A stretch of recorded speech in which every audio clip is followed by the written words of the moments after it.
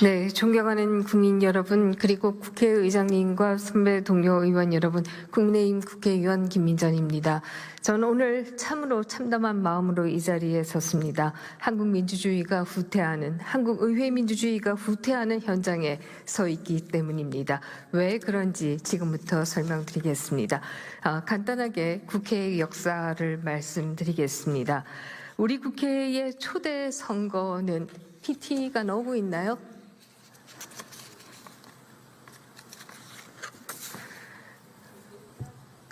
네, 좋습니다. 우리 국회의 초대 선거의 모습을 좀 보여드리겠습니다. 1948년 5월 10일 재원국회의 선거입니다.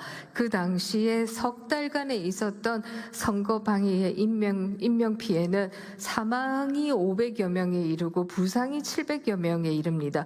뿐만 아니라 선거사무소와 관공서와 경찰이 피습을 당하고 또 방화와 통신시설의 파괴, 철도시설의 파괴 등이 있는 가운데 선거가 치러졌습니다. 특히 제주에서는 선거가 치러지지 못해서 다음 해에 선거가 치러지기도 했습니다.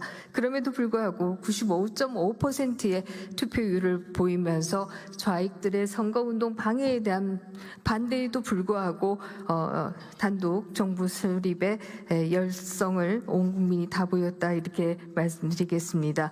재원국회만 해도 무소속이 그 일대 선거에서 40% 이상 당선이 되었습니다. 그래서 정당 정치라고 하는 것이 일대 국회의 모습을 보면은 아직 뿌리를 내리지 못한 상태에서 시작을 했다 이렇게 말씀드리겠습니다. 6.25 전쟁 당시에는 1, 2대 국회의원이 약 60여 명이 납북되고 실종되었습니다. 우리 국회가 얼마나 어려운 역사를 보내왔는가, 대한민국이 얼마나 어려운 역사를 보내왔는가라고 하는 것은 국회사를 찾아보아도 확인할 수가 있습니다. 제3공화국에 들어오게 되면 정당 중심주의라고 하는 것과 상임위원회 중심주의라고 하는 것이 도입이 됩니다. 그래서 국회의 운영은 상임위원회가 중심이 된다. 법안이 발의되면 상임위원회가 먼저 심사하고 그리고 그 상임위원회를 통과한 법안이 본회의로 올라가는 오늘날과 같은 절차가 도입된 것이 상공화국입니다. 그리고 다수당이 상임위원장직을 모두 가지게 됩니다. 이것을 다수당 중심주의다 이렇게 얘기를 하고 있습니다. 그러나 상공화국 당시의 의장은 사실상 대통령이 낙점했다 이렇게 얘기할 수가 있습니다. 이 때문에 국회의장의 역할은 사실상 날치기를 하는 게 국회의장의 가장 핵심적인 본분이었다 이렇게 얘기 드릴 수가 있고요. 이 때문에 행정부 법안이 유신 시절에는 90% 이상 통과되는 것을 보실 수가 있고요. 상공화국 당시에도 85% 가까이 행정부의 법안은 다 통과되는 것을 보실 수가 있습니다. 사공화국에 들어오면 이 유신체제가 등장하면서 국회 활동은 더 위축이 됩니다. 국정감사 제도가 폐지되었고요. 국정조사 제도는 폐지되지 않았지만 유명무실해집니다. 뿐만 아니라 의장의 심사기관 지정, 상임위원회 심사기관 지정 제도, 그리고 본회의의 부의권이라고 하는 제도가 도입이 됩니다. 오늘날 우리가 얘기하는 직권상정 제도라고 하는 게 바로 유신 시대의 산물이다 이렇게 얘기하겠습니다. 왜 유신 시절에 이 직권상정 제도를 도입하느냐라고 한다면 상임위원회에서 한 번 날치기를 하고 본회의에서 한 번 날치기 하고 두 번의 날치기를 하는 것이 상당히 힘들다라는 생각하에 의장의 직권상정 제도를 통해서 본회의에서만 날치기를 하면 되는 것으로 이렇게 바뀌어왔습니다. 그래서 우리가 3, 4공화국, 5공화국을 거치면서 대한민국 국회에는 통법부라고 하는 별칭을 얻게 되었습니다. 행정부가 내놓는 법안을 그대로 통과시킨다라고 하는 의미가 되겠습니다.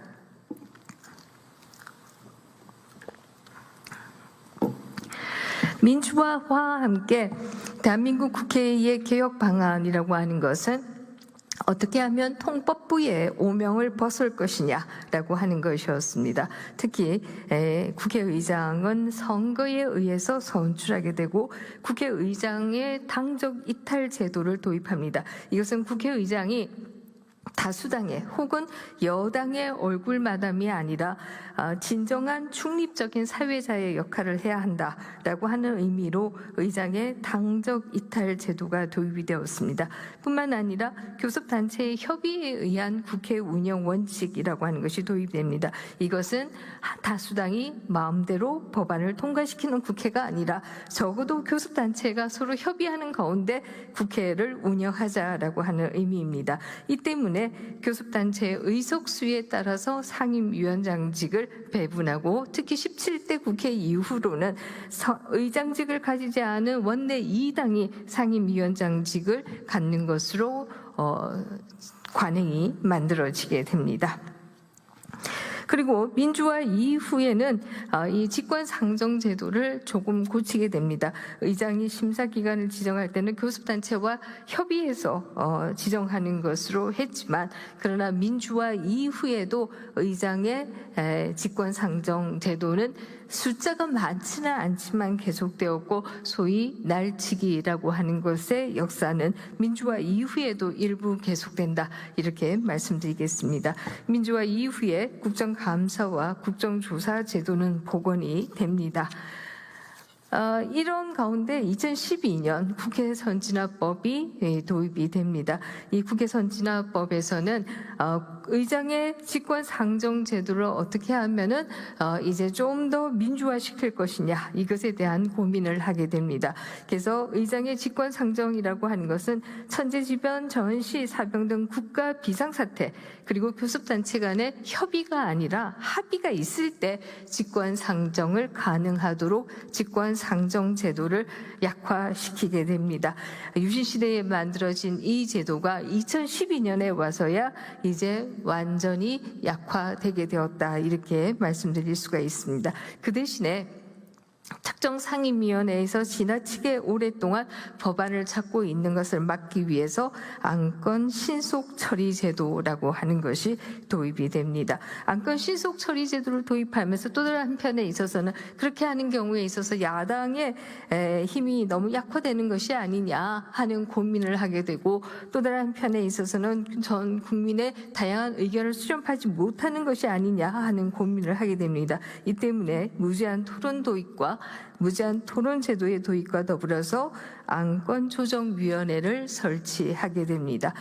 이 국회 선진화법은 이렇게 토론의 문을 활짝 여는 대신 폭력에 대해서는 엄격한 처벌을 하도록 한 것이 2012년 국회 선진화법의 특징이다 이렇게 말씀드리겠습니다. 자, 그러면 21대, 22대 국회에는 어떻게 변화해 왔는가 얘기를 좀 드리겠습니다. 국회의장의 중립성이라고 하는 것은 당적 이탈을 통해서 굉장히 강화되어 왔고 민주화 이후의 역대 국회의장들의 경우에는 여당이 다수당인 경우에는 간혹 몇 개의 날치기는 한 적이 있습니다만은 직권 상정을 한 적이 있습니다만은 가능한 한 중립성의 전통을 지키고자 노력했습니다. 그리고 국회의장이 되면 이 의장의 직을 마치고 나면 더 이상 정치를 하지 않는 것으로 본인의 중립성을 지키고자 했습니다. 그러나 최근에 와서는 당파성이 21대부터 매우 강화되고 있는 것이 아닌가 이런 생각을 합니다. 최근에 국회의장의 말씀도 상당히 당파성이 강한 것으로 들을 수밖에 없었습니다. 현직 대통령의 연임 개헌이 가능하다라고 하는 것은 대통령의 대변인이 아니고서야 어떻게 저런 말씀을 하실 수 있는가 하는 생각을 할 수밖에 없었고 이것은 국회의장의 중립성을 지키고자 하는 그동안의 민주화 이후의 노력이 상당히 후퇴한 것으로 이렇게 볼 수가 있습니다. 원내 교섭단체가 상임위원장을 나누어 가지는 의석수에 비례해서 나누어 가지는 전통도 21대, 22대 국회에 들어와서는 매우 약화됩니다. 21대 전반기에는 다수당이 상임위원장직을 독식한 적도 있고요. 21대, 22대에는 17대 이후 만들어진 전통인 법사위원장을 역시 다수당이 다 가져가 버리는 이런 상황이 만들어졌습니다. 뿐만 아니라 21대, 22대에 들어오게 되면 상임위원회에서의 협의의 전통이라고 하는 것도 사라집니다. 이 때문에 상임위에서의 일방 표결 처리가 아주 증가하고 있는 것을 볼 수가 있습니다. 그리고 지금 현재 나와 있는 법안이 바로 신속 처리 제도를 더 신속하게 만들겠다, 무제한 토론도 단축하겠다라고 하는 것이어서 이 21대, 22대 국회의 모습은 30, 40, 50 시대의 국회의 모습으로 가고 있는 것이 아니냐, 이렇게 말씀드릴 수가 있고요. 이것은 다시 말하면 그 시대의 소위 권위주의 정부와 싸웠던 분들이 오히려 그 시대를 닮아가고 있는 것이 아닌가 하는 생각을 하게 됩니다.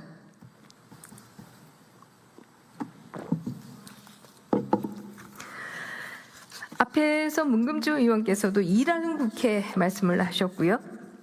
우리 국회가 일을 너무 느리게 한다 말씀을 주셔서 우리가 정말 느린가라고 하는 질문을 좀 드리게 보겠습니다.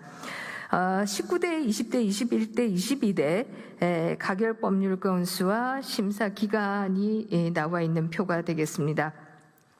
19대 국회만 해도 가결 법률안 건수는 6,149건인데 평균 심사 기간은 311일이었습니다. 소관 상임위원회에서 261일, 그리고 법사위에서 43일, 이렇게 해서 평균 311일이 걸려서 한 건의 법안이 통과되었다, 이렇게 얘기 드릴 수가 있습니다. 이것이 20대 국회에서는 309.5일로 조금 더 짧아집니다. 소관 상임위원회에서도 258일로 좀 더 짧아지고요. 그러나 법사위에서는 약간 늘어나는 것을 보실 수가 있습니다. 21대 국회 보겠습니다. 21대 국회는 총 7,707건의 법률안을 처리합니다. 평균 심사 기간은 303.5일이었고요. 소관위원회에서는 252.2일간 심사를 했습니다. 법사위 체계자구 심사 기간은 47.7일이 평균 걸렸습니다. 22대 국회 2년이 지났는데요. 이 2년 동안에 4,407건을 처리했습니다. 평균 심사 기간은 235.3일입니다. 22대 국회는 19대 국회와 비교한다면 약 80일, 75일 정도가 더 빨라진 것이다, 이렇게 얘기 드릴 수가 있습니다. 상임위원회에서도 역시 빨라졌습니다. 상임위원회에서 22대 국회는 199.3일 한 건을 처리하는데 199.3일이 평균 한 건이 걸린 것으로 나타나는데요. 19대 261.1일에 비교한다라고 하면 약 65일이 빨라진 것이다, 이렇게 얘기 드릴 수가 있습니다. 법사위 체계자구 심사 기간 역시도 마찬가지입니다. 한 건이 21.4일, 22대 국회에서는 21.4일이 걸린 것에 반해서 19대 국회에서는 43.3일이어서 이거 역시도 약 18일이 빨라졌다, 이렇게 얘기 드릴 수가 있습니다. 그래서 이 표를 통해서 제가 드리고 싶은 말씀은 우리 국회에서의 법률안의 심사라고 하는 게 특히 22대에 들어와서는 얼마나 어마무지하게 빨라졌는가라고 하는 것을 볼 수가 있는데요. 그럼에도 느리다라고 얘기하는 것이 저는 매우 이해하기가 어렵다, 이런 얘기를 드리겠습니다. 다른 나라와 비교를 좀 해드리겠습니다. 미국은 한 대가 2년이고요. 우리는 한 대가 4년이기 때문에 미국의 두 대와 우리의 한 대, 그래서 미국의 117대, 118대 의회와 우리의 21대 국회를 비교해 보겠습니다. 이 비교해 보면 우리는 4년간에 7,007건을 처리했고요. 미국 연방의회에서는 636건. 사실 이때만 해도 법안이 많이 통과된 해이다, 이렇게 얘기할 수 있고 평균적으로 이것보다 더 적게 통과가 됩니다. 그래서 미국과 비교해 본다라고 해도 우리가 얼마나 빨리 많은 법안을 통과시키고 있는가 하는 얘기를 드릴 수가 있습니다. 그래서 여기서 하나 말씀드리고 싶은 것은 법안을 빨리 많이 통과시키면 좋은 국회이고 일하는 국회인가 하는 질문을 할 수가 있고요. 결코 저는 그렇지 않다라고 생각합니다.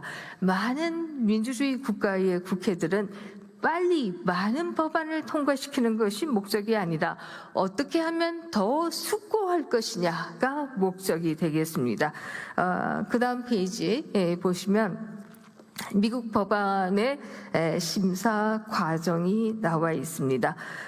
미국의 경우에는 여러분들이 잘 아시다시피 양원제이고요. 양원제 국가이기 때문에 상원과 하원에서 각각 법률안을 발의하게 됩니다. 이 각각 법률안을 발의하면 상임위원회를 거칩니다. 각 하원과 상원 각 상임위원회를 통과하는 비율은 보통 10%밖에 안 됩니다. 대부분의 법률안이 상임위원회를 통과하지 못하고 90%는 죽는다 이렇게 얘기 드릴 수가 있습니다. 이 때문에 미국의 상임위원회들은 법률안의 무덤이다 이런 별명을 가지고 있습니다.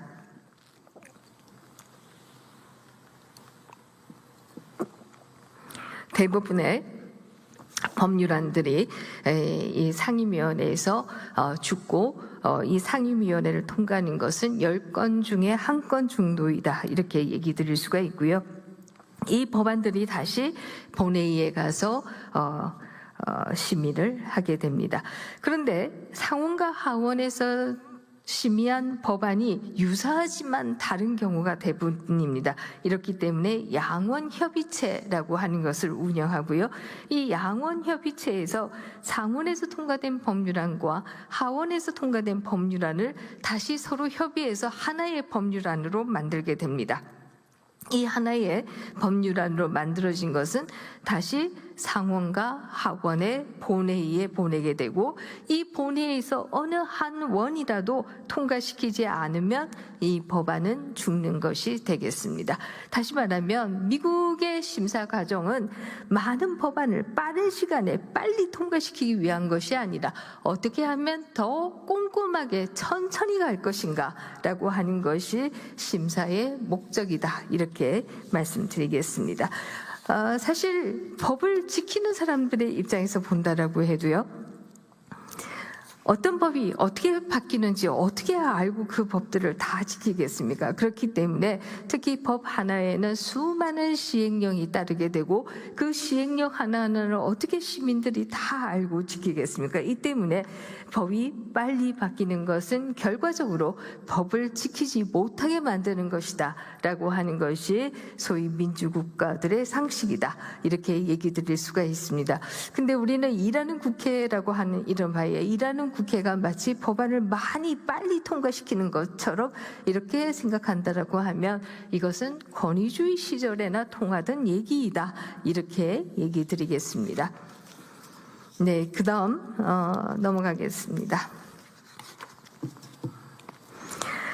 네, 국회 운영위원회에서 최근에 신속처리 법안이 통과되는 그 과정에 대한 얘기를 제가 좀 드리겠습니다. 국회 운영위원회에 에서 국회 운영위는 사실 국회 운영의 모범이 되어야 하는 곳이다 이렇게 얘기할 수가 있는데요. 이 신속처리 법안을 국회 운영위원회가 이 법안을 심사한다라고 각 의원들에 알린 것은 그 전날 밤 7시 30분이었고요. 그 다음날 10시에 갑자기 보여서 이 법안을 심사하고 통과시키게 됩니다. 그렇다고 하면 이 법안에 대한 숙고가 과연 가능했겠는가 이런 얘기를 들릴 수가 있고요. 물론 국회 운영위원회의 상황은 법사위원회의 상황보다는 조금 낫습니다. 법사위원회는 그날 새벽 12시 5분에 공지를 하고 그날 10시에 법사위원회를 열어서 심사를 하기도 했습니다. 이렇게 번개불에 콩고 먹으면서 제대로 된 심사가 되겠는가, 정말 숙고할 수 있는가, 이런 생각을 할 수밖에 없습니다.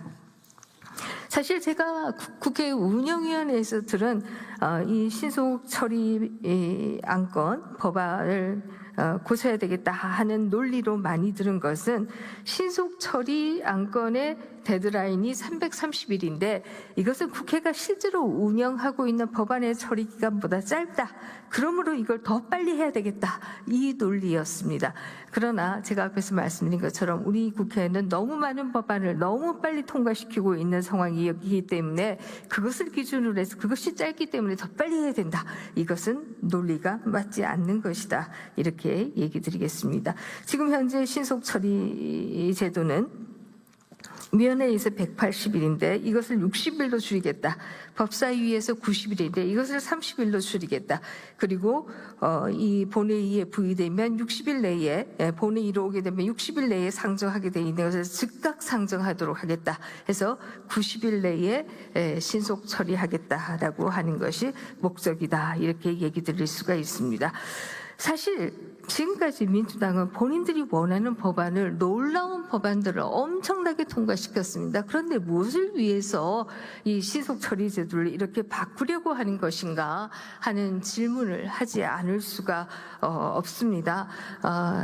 그동안에 통과된 법률들을 보면 정말 대한민국이 수립된 이후로 계속되어 왔던 검찰청을 없애버리는 법안을 통과시켰고요. 대법관을 26명으로 늘리는 법안을 통과시켰습니다. 대한민국이 수립된 이후로 계속되어 오던 삼심제를 무너뜨리는 법안을 통과시켰고요. 우리 헌법에서 얘기하고 있는 법관은 양심과 법률에 따라서 판단해야 된다라고 하는 것, 이 양심도 무너뜨려서 법 왜곡죄라고 하는 것을 만들기도 했습니다. 그런데 무엇을 더 하겠다는 얘기인가 하는 질문을 하지 않을 수가 없는 것입니다.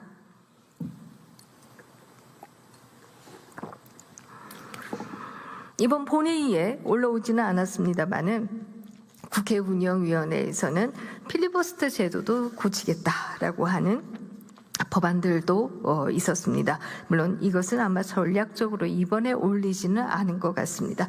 그래서 이 국회 운영위원회에 올라와 있는 필리버스터 제도를 고치겠다라고 하는 법안들의 내용을 보면은 이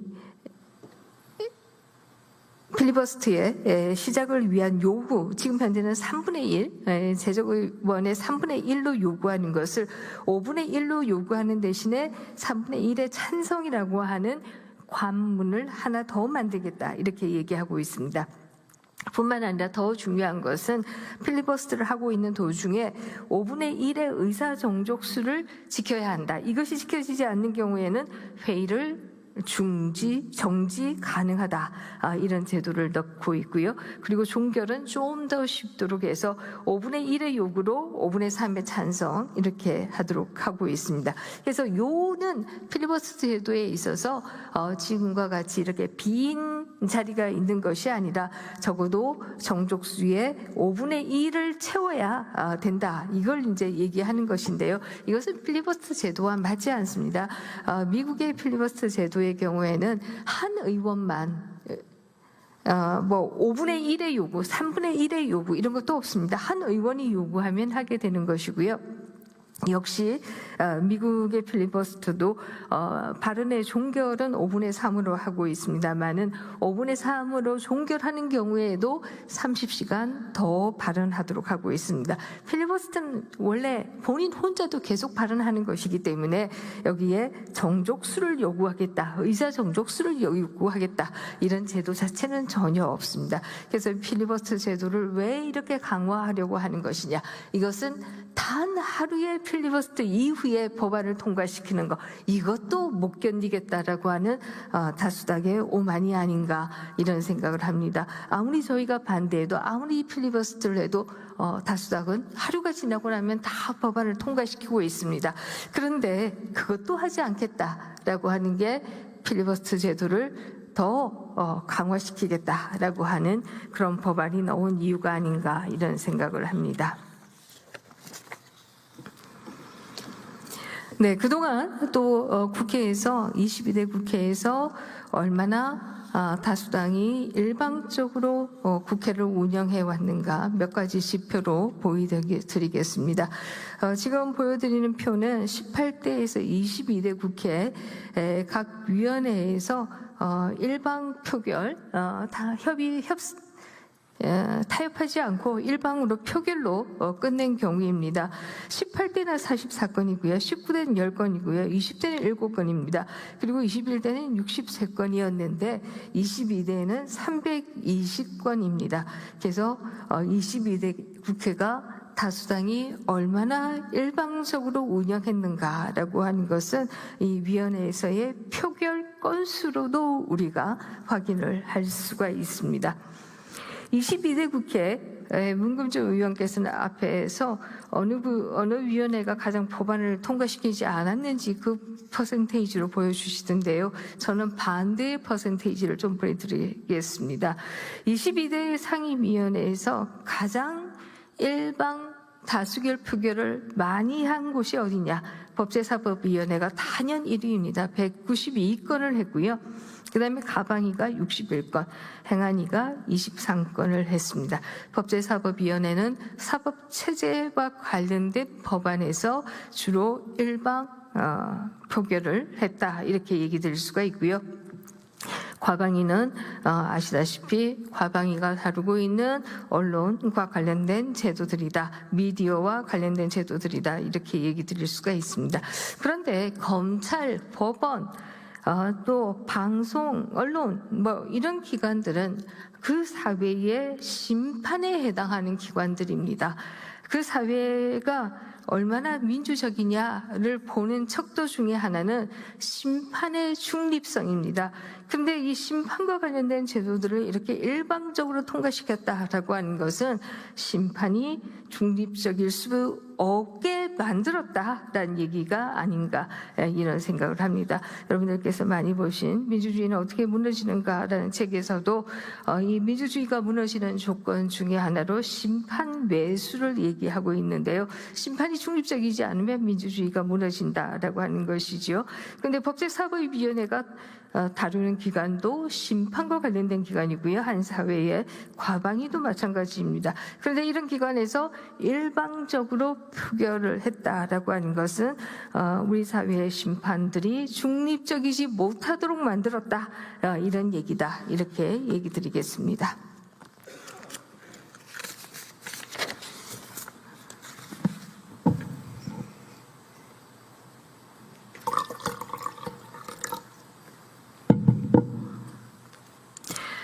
네, 다음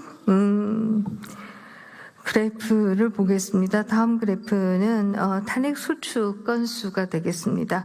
제가 앞에서 시작할 때는 우리 국회가 통법부로 행정부가 제출하는 법안을 거의 그대로 통과시키던 시대가 있었다 이런 말씀을 드렸는데요.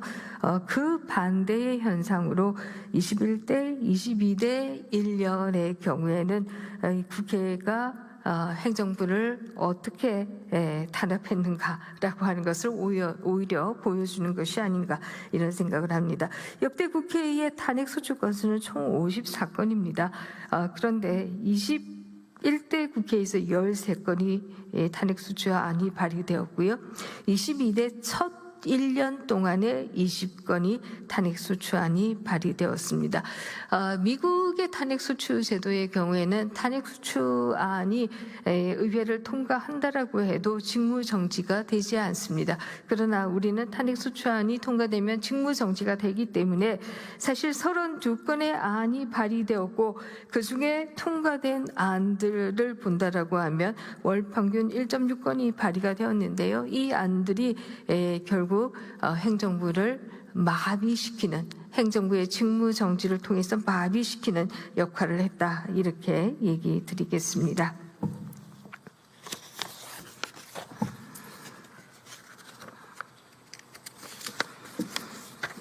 네, 그러면 제가 앞에서도 말씀드렸습니다만 민주당은 원하는 법안을 다 통과시켰는데 왜 또 이 신속 처리 대상 신속 처리의 시간을 이렇게 줄이겠다라고 하는 것이냐, 지금 현재 330일에서 90일로 줄이겠다라고 하는 것이냐, 이에 대한 얘기를 좀 드리겠습니다. 민주당이 원하는 법안들, 대한민국 국민들은 다 깜짝 놀라서 나자빠질 수밖에 없는 법안들, 그런 것이 바로 검찰청의 폐지, 또 대법원 법관의 수를 26명으로 늘린 것, 그리고 그에 따라서 이재명 대통령이 22명의 법관을 임명하게 되는 것, 그리고 이 법외국제를 도입하고, 그리고 그것도 모자라서 3심제를 폐지하고 사실상 4심제가 가능하도록 하는 제도들, 우리가 그동안 70여 년 동안 지켜왔던 사법제도를 완전히 무너뜨리는 법안들을 다 통과시켰는데 무엇이 모자라서 이렇게 하는 것이냐 하는 질문을 할 수밖에 없습니다. 그에 대한 저의 답변은 이렇습니다. 결국은 이재명 대통령에 대한 특검을, 공소 취소를 위한 특검을 빠른 시일 내에 통과시키기 위한 것이 아니냐, 이런 생각을 합니다. 사실 이번에 개정된 형사소송법만 해도 공소기각을 하기 굉장히 쉽게 만들어서 그것도 하나의 이재명 대통령이 빠져나갈 수 있는 길이 되는 것이 아니냐, 이렇게들 생각하고 있습니다만 그것으로도 여전히 부족하기 때문에 이렇게 신속처리 제도를 더 빠르게 만드는 것이 아닌가, 이런 생각을 하게 되고요. 또 국회의장이 말씀하신 현직 대통령의 연임 가능성이라고 하는 것도 바로 대통령의 과 관련되어서 나온 얘기가 아니냐, 이런 생각하는데요. 우선 대통령의 지금 현재 다 아시다시피 8개 사건 12개 혐의로 5개 재판이 지금 현재 중단되어 있습니다. 이 8개 사건 12개 혐의 5개 재판에 대해서 조금 구체적으로 살펴보겠습니다. 첫째는 공직선거법 위반 사건입니다. 지난 20대 대선 과정에서 특정 관계자를 몰랐다, 그분의 성함은 얘기하지 않겠습니다. 몰랐다라고 얘기했을 뿐만 아니라 이 백현동과 관련해서 국토부에 협박이 있었다라고 얘기하는 것이 허위사실 공포 혐의로 기소되어서 1심에서 징역 1년, 집행유예 2년이 선고되었습니다. 2심에서는 무죄 선고가 되었습니다만은 대법원에서는 이에 대해 유죄 취지로 파기환송이 되었습니다. 이것은 다시 말하면 이제 다시 고등법원에서 대통령에 대한 형량만 확정하면 대통령직이 중지 혹은 종지부를 찍을 수 있는 상황도 올 수가 있다, 이렇게 얘기될 수가 있고요. 특히 대법원에서의 유죄 취지로 파기환송될 때 그 판결문을 본다라고 하면 1심에서의 판결문과 굉장히 유사했습니다. 그렇다라고 하면 1심에서의 징역 1년 그리고 집행유예 2년 선고되었던 이 형과 굉장히 유사한 형이 선고되어야 되는 것이 아니냐, 이런 생각을 하고 있는데요. 이것이 하나의 재판이다, 이렇게 얘기할 수가 있고요. 둘째는 대장동 위례신도시 백현동 개발 사업 및 성남 FC 후원금과 관련된 특경법상의 배임 및 제3자 뇌물 혐의이겠습니다. 민간 사업자에게 유리한 사업 구조를 승인하여 공공에게 피해를 입히고 인허가를 대가로 거액의 후원금을 수수한 혐의를 받고 있는 것이 두 번째 혐의가 되겠습니다. 그리고 세 번째는 쌍방울 대북 송금 사건입니다. 민간 기업이 방북 비용 300만 불을 대납하는 과정에서 당시 경기도지사였던 이 대통령의 인식과 승인이 있었는지가 재판의 핵심 쟁점이다, 이렇게 얘기할 수가 있습니다. 이미 국회에서는 이에 대한 국정조사도 했고 이 국정조사에서 마치 그 당시에 검사가 연어회와 술로 회유한 듯이 국정조사를 진행했습니다만 결과는 오히려 이 이화영 씨가 이 위증을 한 것으로 국민참여재판에서 유죄를 받기도 했습니다. 또 이 외에도 위정교사 혐의, 검사 사칭과 관련해서 위증교사 혐의도 있는 것이 사실이고요. 그리고 배우자의 경기도 법인카드 사적 유용에 따른 업무상의 배임 행위 등의 쟁점들이 남아 있습니다.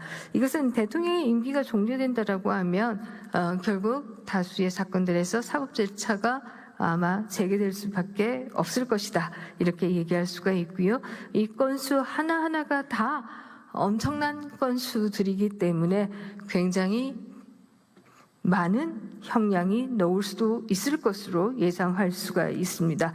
이런 상황에서 민주당이 발의한 특검법은 1심 재판이 끝나지 않은 이 대북송금, 대장동, 백현동 사건에 대해서 특검이 사건을 강제로 이첩받아서 공소 유지를 결정하게 하고 그리고 그 특검이 공소를 취소할 수 있는 이런 권한을 주는 특검법을 민주당이 발의한 적이 있습니다. 이것을 강행 처리하려고 하는 것이 아니냐.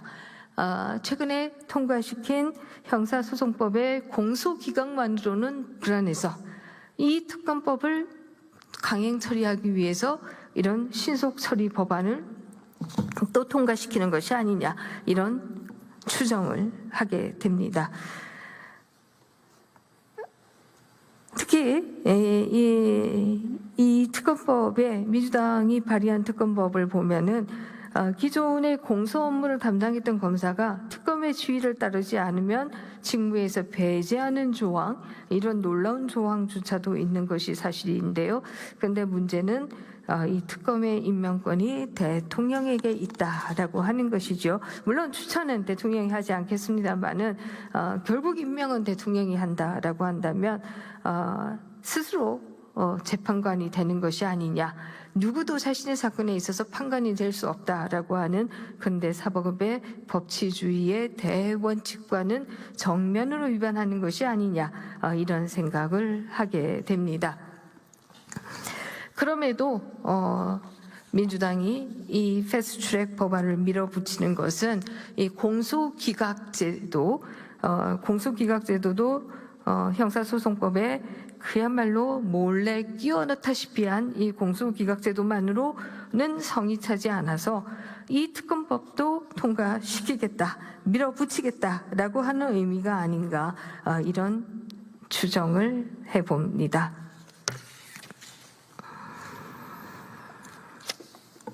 사실 대한민국은 그동안에 어느 권력자도 자기 스스로가 스스로의 판관이 된 적도 없습니다. 모든 대통령들이 자신의 친인척을 현직에 있으면서 다 그 죄를 받도록 했습니다. 대표적으로 예를 든다라고 한다면요. 우리가 상김 시절에 예를 들면 김영삼, 김대중 대통령도 본인의 아들들을 다 현직에 있으면서도 그 죄값을 받도록 했고요. 또 그 이전으로 간다라고 하면 전두환, 노태우 대통령도 자신의 동생, 또 처남, 그리고 장인까지도 다 죄값을 본인이 현직에 있으면서 물도록 했습니다. 그 이후에도 마찬가지입니다. 노무현 대통령이나 이명박 대통령도 본인의 형들을 다 죄값을 물거나 무는 과정을 거치도록 하기도 했습니다. 그래서 역대 대통령들 누구도 대통령이라는 이유로 자신의 죄나 자신의 친인척의 죄를 현직에 있으면서 사한 적이 없습니다. 그런데 이재명 대통령은 아주 끈질기게 지금은 삼각 파도처럼 공소기각, 공소취소, 그리고 연임제 이 세 가지로 지금 본인의 죄를 없애기 위해서 애쓰고 있는 것이 아닌가 이런 생각을 하게 되고요. 이것은 대한민국 국민이 저는 용납하지 않을 것이다 이런 생각을 하게 됩니다. 또 우리가 그런 것을 용납하는 역사가 없었다 이렇게 얘기 드리겠습니다.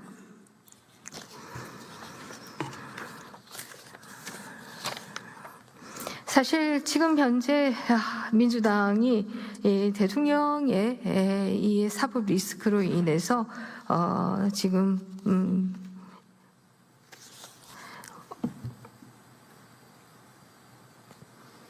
만들고 있는 이 사법제도들 정말 참 심란하고 슬프기 짝이 없는 제도들이다. 이렇게 얘기할 수가 있습니다. 제가 앞에서도 말씀드렸습니다마는 검찰청의 폐지만 해도 그렇습니다. 수사와 기소를 분리하겠다라고 해서 이것은 이미 2021년부터 시작이 된 겁니다. 그러나 수사와 기소가 분리되고 난 이후에 분리하겠다라고 한 이후부터 사실 미제 사건들은 엄청나게 늘어나고 있고, 그리고 강력 범죄들은 더 늘어나고 있고, 경찰은 경찰대로 현직에서 힘들어하고 이렇게 하고 있는데 왜 이 제도를 결과적으로 아예 검찰청 자체를 폐지하는 곳으로 가고 있느냐, 이런 질문을 하지 않을 수가 없고요. 이 행정안전부에 중대범죄수사청을 설치하기 때문에 괜찮다 이렇게 얘기를 하고 있습니다마는, 법무부가 산하에 공소청을 두고 행안부에 중대범죄수사청을 두겠다 이렇게 얘기를 하고 있습니다마는, 이런 조직의 개편이 하루아침에 70년 동안 만들어 온 제도가 있는데 이것이 하루아침에 이렇게 고친다라고 해서 제대로 작동할 수 있겠는가 하는 근본적인 질문을 하지 않을 수 없고요. 이것은 결과적으로 우리 국가의 중대범죄 수사의 역량을 아주 약화시킬 수밖에 없다, 이런 얘기를 드리겠습니다. 지금 많은 검사들이 중수청에는 가지 않겠다 이렇게 얘기를 하고 있는 상황이어서, 이 중수청이라고 하는 게 결과적으로 권위주의 시절에 있던 치안본부와 뭐가 달라지겠는가, 이런 예상들도 나오고 있는 것이 사실입니다. 뿐만 아니라 검찰은 오랜 기간에 부패, 경제, 금융, 마약, 방위 사업 등의 고도의 법리 판단과 증거 분석이 요구되는 범죄 수사에서 독보적인 전문성을 추척해 왔는데, 이 전문성이라고 하는 게 하루아침에 중수청에서 만들어질 수 있겠는가, 이런 질문을 할 수가 있습니다. 실제로 이 헤럴드 경제가 보도한 2026년 7월 16일자입니다. 이재명 정부가 출범하고 난 이후에 13개월간 212명의 검사가 퇴직을 했다, 이렇게 얘기를 하고요. 지난해에는 175명이 검찰을 떠나서 최근 10년 이내에 가장 많이 검찰이 현직에서 떠났다, 이렇게 알려지고 있습니다.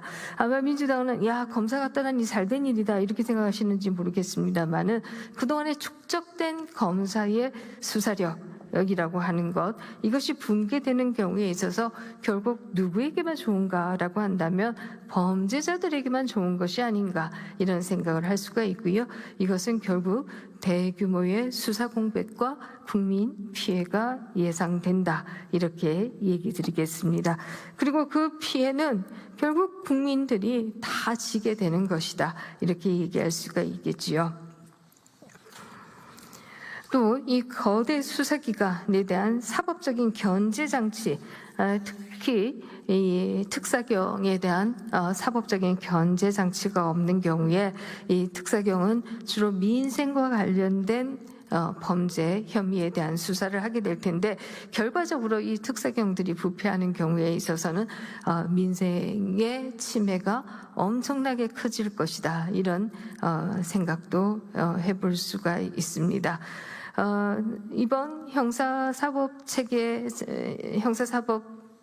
형사법의 형사절차법의 개정으로 인해서 이 보안수사권도 완전히 폐지가 되었는데요. 이 보안수사권이 폐지된다라고 한다면 결국 장윤기 사건처럼 파렴치한 사건이 부당하게 축소되는 것이 아니냐, 또 은폐되거나 암장되는 것이 아니냐, 이런 우려도 할 수밖에 없습니다.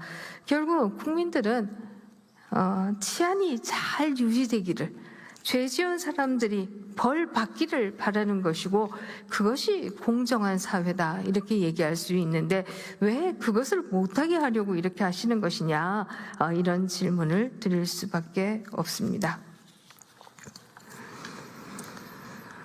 법외국제 얘기 좀 드리겠습니다. 지난 2026년 2월 26일입니다. 올해 2월 26일, 이것도 역시 민주당이 일방으로 강행 처리했습니다.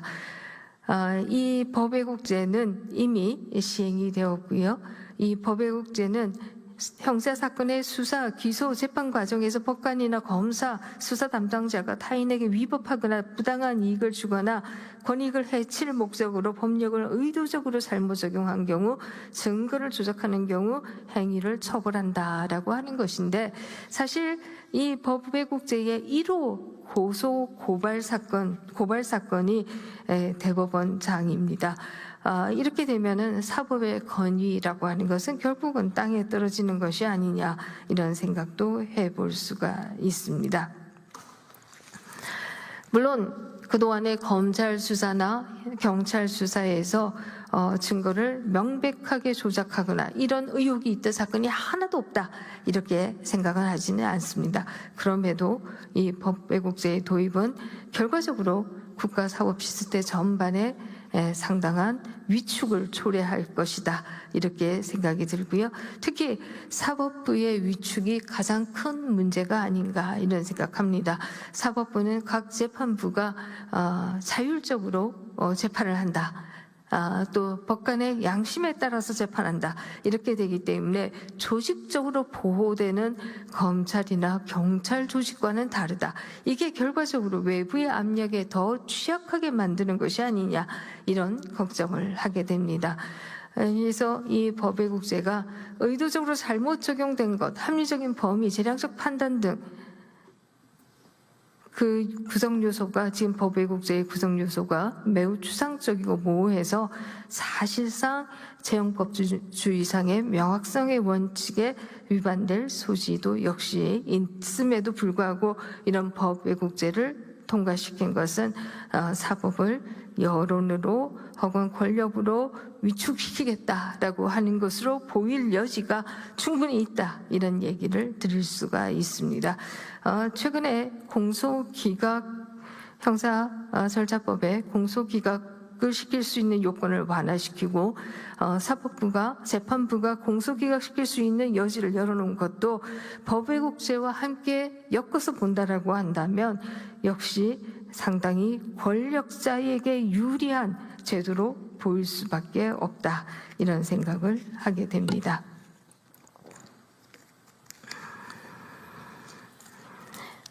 이 법외국제가 특히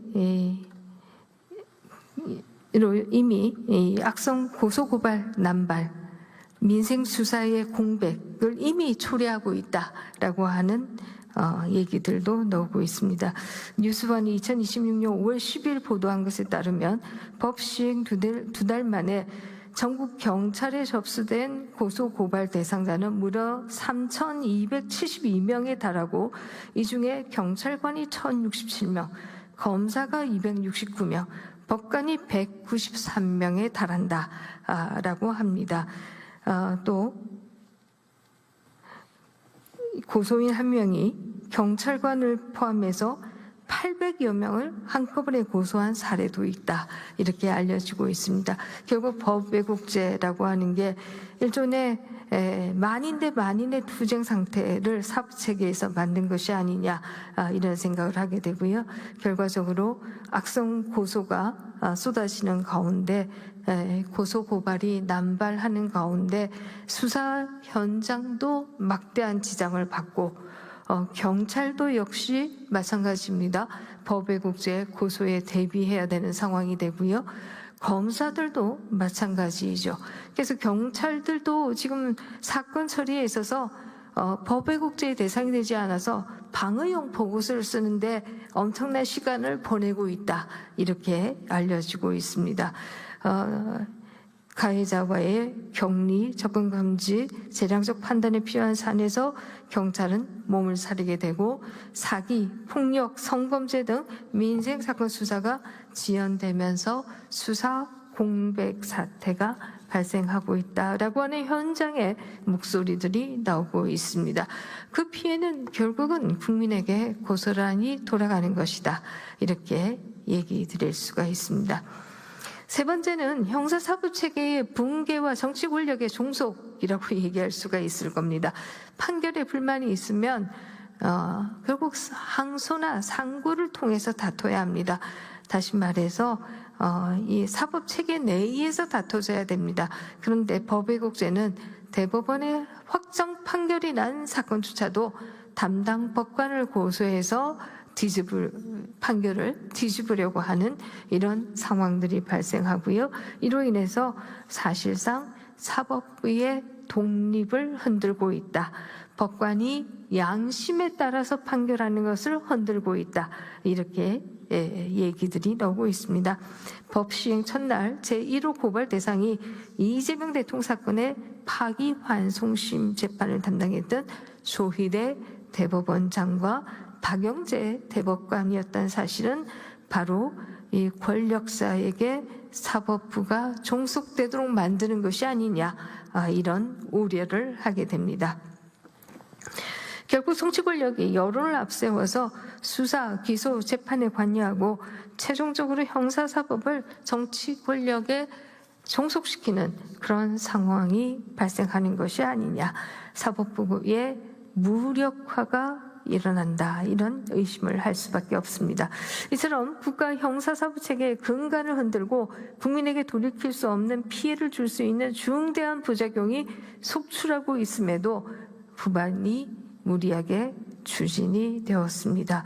그것도 너무 빨리 추진되었습니다. 그런데도 더 빨리 하겠다고 합니다. 과연 이 법안이 진정으로 국민의 이익을 위한 것인가 하는 질문을 드릴 수밖에 없죠.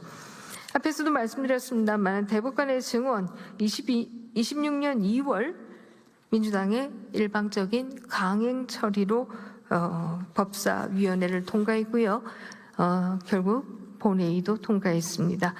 3월 12일 공포된 법원 조직법 개정안이 28년 3월 본격적인 시행을 앞두고 있는 상황이다, 이렇게 얘기 드릴 수가 있습니다. 대법관 증언의 주요 내용을 본다라고 하면 대법관 수를 대법원장을 포함해서 현행 14명에서 26명으로 대폭 확대하겠다라고 하는 것이고요. 증원되는 대법관 12명은 공포 후 2년이 지난 시점부터 3년에 걸쳐서 매년 4명씩 단계적으로 충원하겠다, 이렇게 얘기하고 있습니다. 사실 이렇게 되면 재판부는 완전히 가분수 조직이 됩니다. 대법관의 숫자는 많은데 팔과 다리는 빈약하기 그지없는 가분수 조직이 되는 것이다, 이렇게 얘기 드릴 수가 있고요. 미국의 경우에는 헌법재판소와 대법원이 분리되어 있지 않습니다. 미국 대법원이 헌법재판소의 역할도 같이 하고 있습니다. 그럼에도 대법관 수는 13명이다, 이렇게 얘기 드린다라고 하면 왜 이렇게 많은 숫자를 늘려야 되느냐. 결국 이재명 대통령이 원하는 사람들로 대법원을 다 구성하겠다, 이 의미 이외에 무엇이 있는가 하는 질문을 하지 않을 수가 없습니다. 이렇게 대법관을 증원하면은 하급식 법관이 유출되어서 결국 1심, 2심 재판이 급격하게 약화된다. 가분수 조직이 되니까 1심과 2심이 약화된다, 이런 얘기를 들을 수가 있고요. 대법관을 증원하면 그 대법관의 사건을 검토하고 보조하는 재판연구관도 함께 증원해야 되는데 대법관이 12명이 증원되는 경우에는 재판연구관도 최소 24명에서 101명까지 추가로 필요하다라고 하는 그런 계산이 나옵니다. 재판 경험이 축적된 중견 판사들이 대거 대법원으로 차출된다라고 하면 사실상 1심과 2심을 담당할 숙련 법관들이 줄어서 하급식 재판이 질적으로 저하될 것이다. 그리고 재판이 지연될 것이다. 이것은 거대한 공백을 발생시킬 것이다. 이런 얘기를 드릴 수가 있습니다. 두 번째는 26명의 대법관이 전원 합의체를 구성한다라고 한다면 수기 기능은 심각하게 저하될 것이고 오히려 상고심이 적체될 수도 있다, 이렇게 얘기 드릴 수가 있습니다. 대법원 전원 합의체는 기존 판례를 변경하거나 중요한 법리를 결정할 때 치열한 토론과 설득을 거치는 핵심 기구입니다. 하지만 26명이 한꺼번에 토론한다라고 하는 것은 물리적으로 굉장히 쉽지 않고, 이것은 결국은 저는 협의체가 토론보다는 표결 중심의, 우리 위원회에서 일방 표결하듯이 일방 표결하는 체제로 만들어지는 것이 아니냐, 이런 우려도 하게 됩니다. 사실상 사실심 강화나 상고제도 개편 없이 대법관 수만 늘리는 것은 결국은 이 심의를 더욱더 하급심의 약화로 항소와 상고가 빗발치는 사태를 초래할 수 있고, 이것은 오히려 대법원의 사건 부담이 다시 커지는 악순환을 초래할 수도 있다, 이런 생각을 합니다. 셋째는 특정 권력에 의해서 사법부가 장악되고 정치적 중립성에 심각한 훼손이 일어날 수 있다라고 하는 것입니다. 이 법안대로라고 한다면, 이 법대로 이미 통과됐으니까 법이죠. 이 법대로라고 한다면 이재명 대통령은 임기 중에 기존 대법관 10명의 후임과 새롭게 증원되는 12명을 합쳐서 22명의 대법관을 임명하게 됩니다. 이것은 결국은 정권과 코드 맞는 코드 패킹 법원의 장악이 이루어지는 것이 아니냐, 이런 생각을 하게 됩니다. 많은 사람들이 얘기합니다. 독재자들이 꿈꾸는 대표적인 꿈, 그것은 독립된 법원을 파괴하는 것이다. 독립된 법원이 있다라고 하면 독재자가 마음대로 할 수 없기 때문에 결국 사법 장악을 통해서 본인의 권력 하에 모든 것을 놓으려고 하는 것이다. 본인이 항상 옳은 것으로 하려고 하는 것이다. 이런 경고들을 많이 하고 있는데요. 지금 현재 우리가 나타나고 있는 이 현상, 바로 이거 역시도 마찬가지의 상황이 아닌가, 이런 생각을 해보게 됩니다.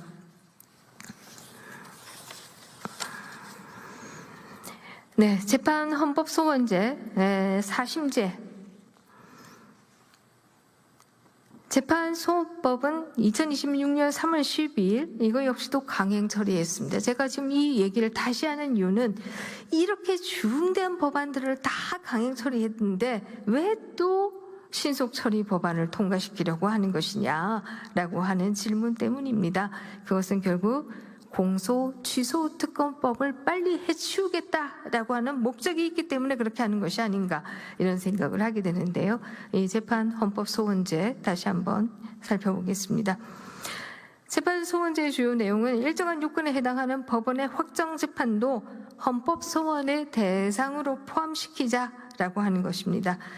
결국 헌법재판소가 법원이 결정한 사안에 대해서도 헌재가 이에 대해서 헌법 취지에 맞지 않는다라고 결정할 수 있도록 함으로써 사실상 사심제가 가능하도록 하자라고 하는 것이다, 이렇게 얘기할 수가 있습니다. 이것은 우리가 대한민국 정부가 수립된 이후로 계속해서 유지되어 왔던 삼심제의 사법체계를 근간을 훼손하는 것이다, 이렇게 얘기 드릴 수가 있고요. 결국 재판 소원이 허용되게 되면 대법원의 확정 판결이 나고 난 이후에도 헌재가 판결을 취소하고 다시 법원이 재판할 수 있도록 할 수 있다라고 하는 것이죠. 2중, 3중의 안정장치를 하는 것이 아니냐 하는 느낌을 가질 수밖에 없습니다. 이는 대법원을 최고법원으로 규정한 헌법 101조를 위반하는 것이다, 이렇게 저는 생각하고 있습니다. 헌법 101조는 대법원을 최고법원으로 하고 있는데 우리 헌재가 대법원의 판결조차도 사실상 취소할 수 있게 한다라고 하면 이것은 헌법 정신을 위반하는 것이다, 이런 생각을 하고 있습니다. 뿐만 아니라 구체적인 환송 절차도 명시하고 있지 않아서 지금 현재는 법원과 헌재 간의 해석 충돌도 빚어질 가능성이 매우 크다, 이런 얘기를 드릴 수가 있고요. 둘째는 물론 최근에 아직 통과되었죠. 통과된 형사절차법도 이 핑퐁 수사로 이어질 우려가 매우 높은 그런 절차법입니다만은 이 헌법 소원제 역시도 마찬가지다. 핑퐁 재판으로 이어질 우려가 매우 크다. 이렇게 얘기 드릴 수가 있습니다. 결국 이렇게 소송이 장기화되는 경우에 있어서는 오히려 결국 많은 변호사를 살 수 있는 재력이 있는 인물들, 그들만 이 제도의 효능을 느낄 수 있는 것이고 일반 국민들의 피해는 더 커지는 것이 아니냐, 이런 생각을 하게 됩니다.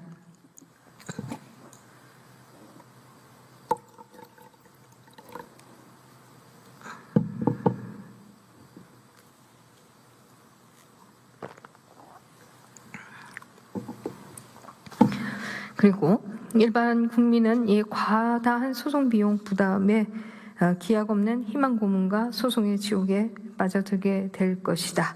그러나 권력자와 재력가들은 판결 불복의 수단으로 삼음으로써 결국 권력자와 재력가들은 악용하게 될 것이다.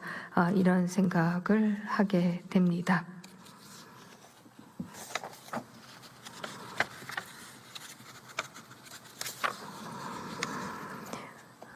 또 하나 말씀드리겠습니다. 최근에 통과된 정통망법 2025년 12월 민주당의 일방적인 강행 처리로 국회 본회의를 통과한 정보통신망법 개정안이 26년 7월 7일 본격 시행에 들어갔습니다. 이 정통망법 역시도 개인의 의사표현의 자유를 심대하게 침해할 수 있는 법안입니다만은 결국 민주당은 이 역시도 일방 처리했습니다. 소위 이 법안의 내용은 이런 것입니다. 온라인상의 이른바 허위 조작 정보 유통 시 발생한 손해액의 최대 5배까지 징벌적 손해배상 책임을 지우고 확정된 불법 허위 조작 정보를 2차례 이상 다시 유통하면 최대 10억 원의 과징금을 부과하도록 한 것입니다. 아울러 네이버, 카카오 등 대형 플랫폼 사업자에게 해당 정보의 삭제 및 차단 등 유통 방지 의무를 강제하고 있습니다. 이미 온라인상에는 굉장히 많은 온라인 유저들이 자기의 컨텐츠가 사라졌다, 이런 얘기들을 하는 경우들을 많이 볼 수가 있습니다. 이 개정 정보통신망법의 무리한 시행과 과도한 규제로 인해서 대한민국 민주주의의 핵심 가치인 표현의 자유와 언론의 비판 기능 전반에 심각한 우려가 제기되고 있는 상황이다. 이렇게 얘기 드릴 수가 있습니다. 첫째, 가장 큰 문제는 첫째, 허위 조작 정보의 추상적 기준과 헌법적 가치인 표현의 자유의 붕괴이다. 이렇게 얘기할 수 있습니다. 무엇이 허위이고 무엇이 조작인가, 이에 대한 기준이 모호할 뿐만 아니라 시대적으로 허위이던 것이 시간이 지나고 나서 보면 허위가 아닌 것으로 밝혀지는 경우들도 많이 있습니다. 갈릴레오의 그래도 지구는 돈다와 같이 그 시대에는 허위였던 게 시간이 지나고 나서 보면 허위가 아닌 것일 수도 있는데 이것을 처벌하겠다라고 하는 것은 결과적으로 과학적 사고도 그리고 표현의 자유도 다 위협하는 것이다. 이렇게 얘기 드릴 수가 있습니다. 뿐만 아니라 개정안의 내용의 전부 또는 일부가 허위인 정보나 사실로 오인하도록 변형된 정보를 광범위하게 허위 조작 정보로 규정하고 있습니다. 이것은 지나치게 많은 본인의 의사 표현을 허위 조작 정보로 규정할 수 있는 위험을 안고 있다. 이렇게 얘기할 수가 있습니다. 정치, 사회적 논쟁은 확인된 사실과 의혹 제기, 전망이 결합되는 경우가 많고 정보의 일부가 틀렸다라는 이유만으로 전체 표현을 허위 조작 정보로 판단하는 것은 굉장히 위험하다. 이렇게 얘기할 수가 있습니다. 그런데 이 정보가 허위인지 명확하지 않은 경우임에도 불구하고 언론과 일반 이용자들은 그에게 손해배상을 피하기 위해 정당한 의혹조차도 스스로 포기하는 자기 검열에 빠지게 된다. 그래서 스스로 검열하게 되고 이 때문에 가능한 한 두려워서 글을 쓰지 않게 된다. 결국 의사표현의 자유를 심각하게 침해하게 되는 것이다. 이렇게 얘기할 수가 있습니다. 실제로 미국 정부는 이 법을 향해서 침습적 검열이다. 이렇게 비판을 하기도 했고요. 워싱턴 포스트나 AP 통신 등 외신들은 국가가 진실 여부를 판단하는 칼자루를 쥐는 것은 위험하다.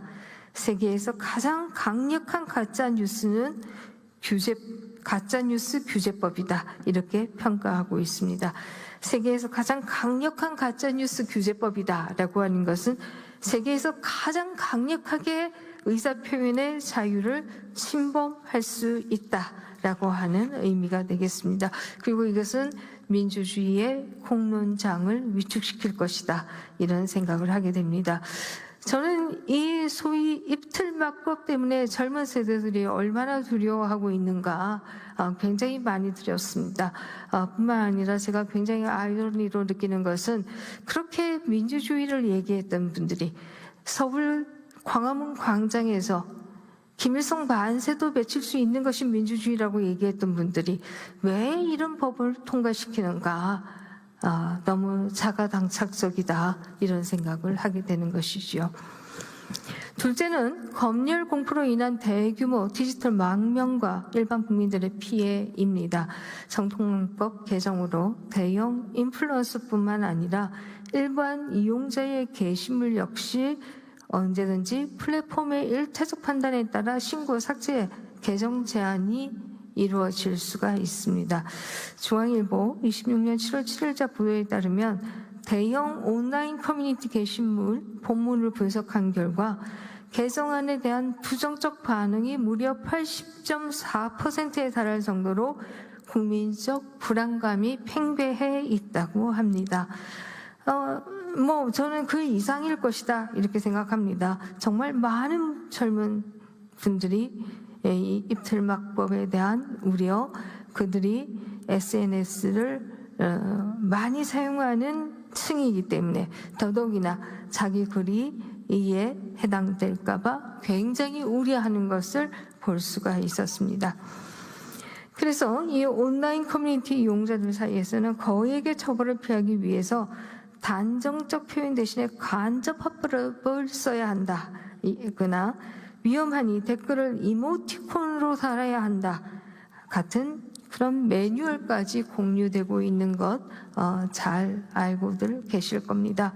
거기야 국내 서비스 이용을 포기하고 미국의 레딧 등 규제가 덜한 해외 공론장으로 떠나가는 가상 사설망을 이용해 접속을 우회하는 이른바 디지털 망명 사태가 속출하고 있는 것도 사실입니다. 이것은 어떻게 보면 노란봉투법과도 유사한 현상입니다. 노란봉투법이 노동자 보호를 위한 조치들을 하니 결과적으로 해외 자본이 들어오지 않는 것과 오히려 자본이 해외로, 국내 자본이 해외로 나가는 것이나 김민준 의원, 네, 잠시 토론을 중지해 주시기 바랍니다. 제437회 국회 임시회가 곧 종료됩니다. 5분 내로 토론을 마무리해 주시기 바랍니다.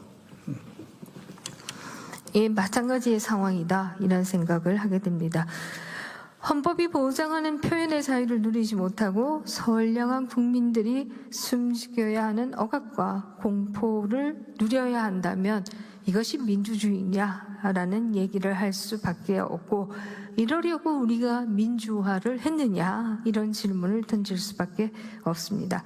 셋째는 정치 권력에 대한 견제 장치 상실과 사법적 흉기로서의 악용 위협성이다 이렇게 얘기 드릴 수가 있습니다.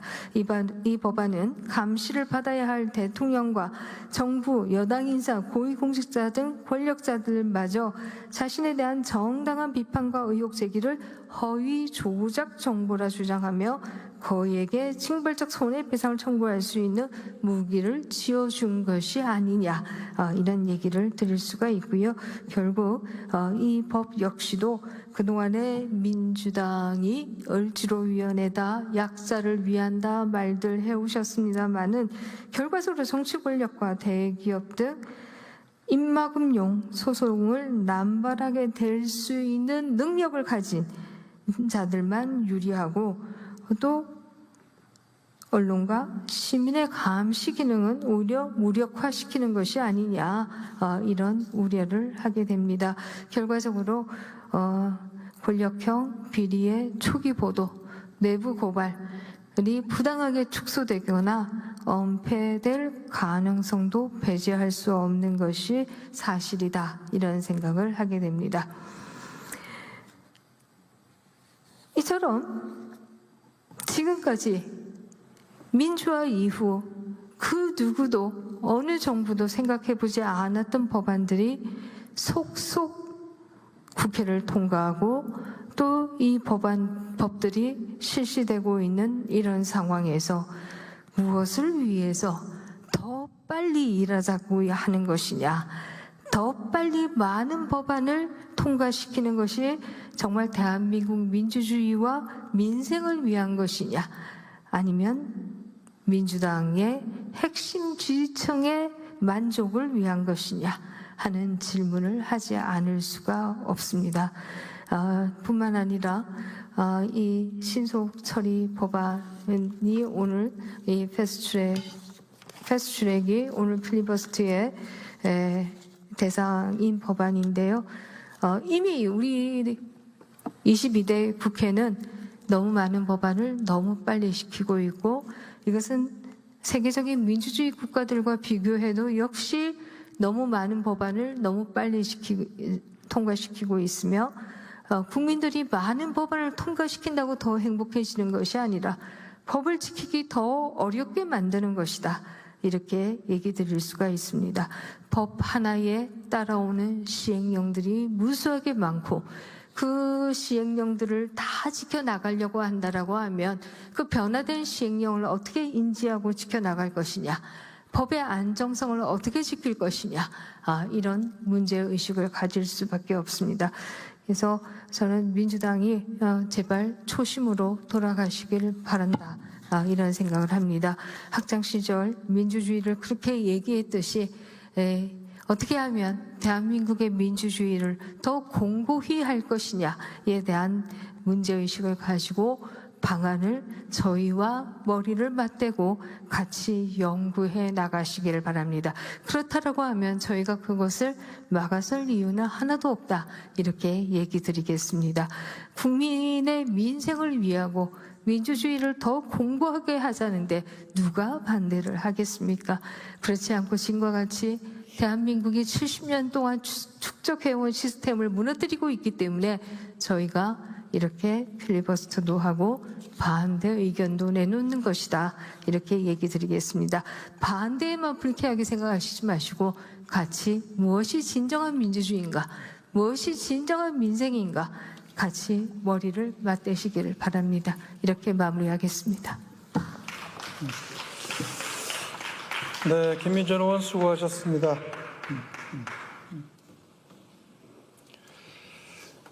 국회법 제106조